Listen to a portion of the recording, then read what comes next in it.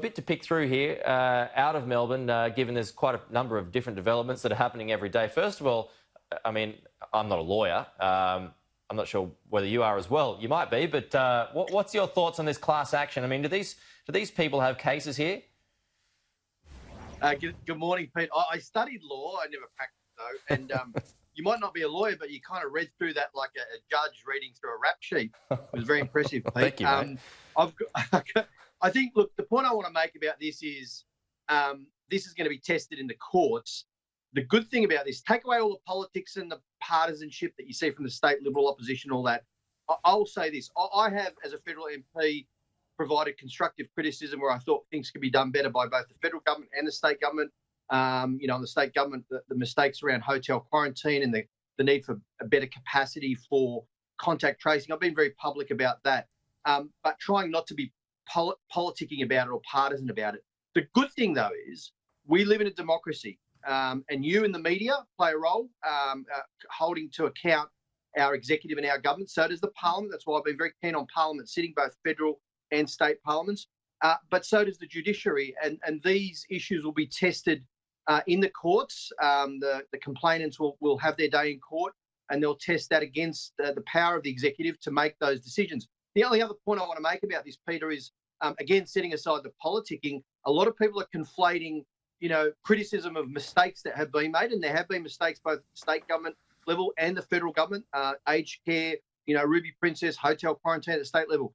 But I would say it's probably not helpful to conflate that with the necessary assessment around the restrictions and the being imposed in Victoria now, and whether they are themselves the right thing to be done to ensure that we cut those numbers right down in Victoria. They're two different things, although people are kind of conflating the two. Yeah, righto. Well, what about the continuing storyline that's around whether ADF help was actually offered to Victorian Premier Daniel Andrews? Both sides are digging in, but these emails were interesting yesterday relating to Philip Gations, and then the email that was sent to the Premier's secretary that does seem to suggest that ADF support was offered, but it wasn't taken in the end.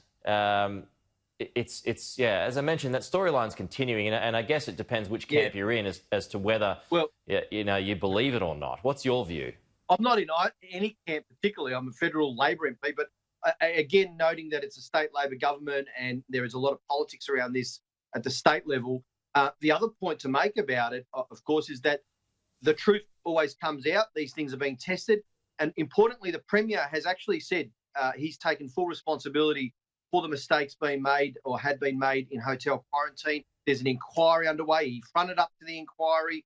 And ultimately, the people of Victoria are the final arbiters of all of this. They get to choose at the ballot box the support for the government or otherwise.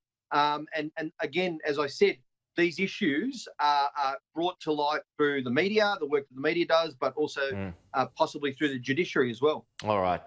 Just onto this debate about overseas travellers. There's still some 21,000, I think, travellers still stranded overseas. Anthony Albanese said yesterday that the PM should fire up the government jets and go and rescue them. Is that something that you support? Oh, absolutely. Look, I think they've been dragging their heels on this to be partisan again, not quite partisan, but critical. There are some, as you said, over 20,000 Australians stuck overseas. I'm getting emails and correspondence from many of my constituents who are stuck overseas and have been for months. Some horrible stories of people separated from their families. These are Australian citizens. Now, I, for the life of me, don't understand, Pete. You know, the government underspent by $60 billion, and they're not prepared to spend a bit more to make sure Australians are brought over on charter flights or fire up the VIP fleet, or even Shark One. Isn't that what the PM calls his plane? It can take 100 passengers. Why can't they start bringing people home, like the most really, to triage the most really needy cases? It makes no sense to me. And there's no excuse as well about, but there's a cap on states. Well, that's the argument that the government says, that, you know, states have got to lift their caps. So is it on them? Well, there's plenty of actual capacity at international airports, and the federal government, I think it's not beyond its wit to actually increase some spaces for quarantine at various locations at airports. There are always hotels near those airports. it can be done. And they are ultimately responsible under the Commonwealth, under the Constitution, for migration or entry and exit out of this country. And the basic right of an Australian citizen to return to their own home is actually being denied in this case. And I think the government needs to do a lot better. Why do you need the government jets, though? Why not just, ask Qantas to go and do it? They would do it. Could do that. Yeah, absolutely. Like, why couldn't you charter some of the commercial carriers? They're not doing much business right now, are they? So there's a real possibility of doing that as well. I guess people as well who might be watching this, who might be following this story, they might refer to that point. Well, overseas travellers had a long time to get home. They had a long time to get home and didn't move early. Yeah, there were some people like you could put in that category, but there were actually a lot of people that got stuck. And a lot of the emails I'm getting of people are saying, we have been trying to get home, and every time we book a flight, it gets cancelled. Like, there's some people who have had, 3 or 4 flights cancelled. They're unable to move. They're in places where they can't get to an international airport. It's a real drama and really problematic for a lot of people. And I don't think you can blame those people. They're trying to get back to their home country. They might have been working overseas. They might have been stuck, on a travel, on a holiday or whatever, and couldn't get back. But, of course, there's some people that could have gone home earlier. There's a lot who are stuck, Peter, and we have a responsibility as Australian government to actually support those people. Pete, just finally, just want to ask you about Donald Trump's peace deal that he signed this morning with Israel, Bahrain, UAE. They're all involved in this. A lot of people are suggesting that this is going to bring peace to the Middle East. There's a lot of people who are going to be sceptical about that. But what do you think of it as a step forward? Well, haven't we seen this record before, heard it before? Yeah. And look, I'm always a bit of an optimist. I hope things go in the right direction.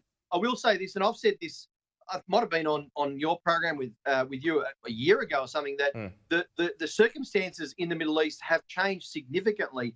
The geostrategic tectonic plates have shifted. People who are not in foreign policy don't quite see this, but Egypt, Jordan, Saudi Arabia, some of the Gulf states have been aligned with Israel against a larger enemy or a common enemy in Iran for a number of years now. And it's very different than what people think about the Middle East. So what you're seeing with the UAE and Bahrain opening up diplomatic relations with Israel is just I think a normal progress or a real acceptance of the reality that already exists amongst those countries and the way they are coordinating with each other.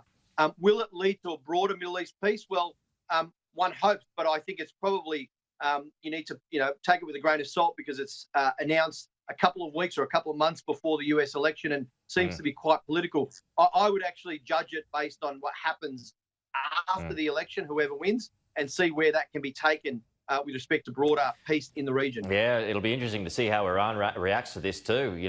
It may well just say, look, this is what's happening.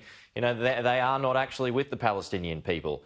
And that might even drive a bit of a wedge going forward. So we'll have to wait to see how Iran reacts to that. Hey, Peter Khalil, good to chat. Talk to you soon.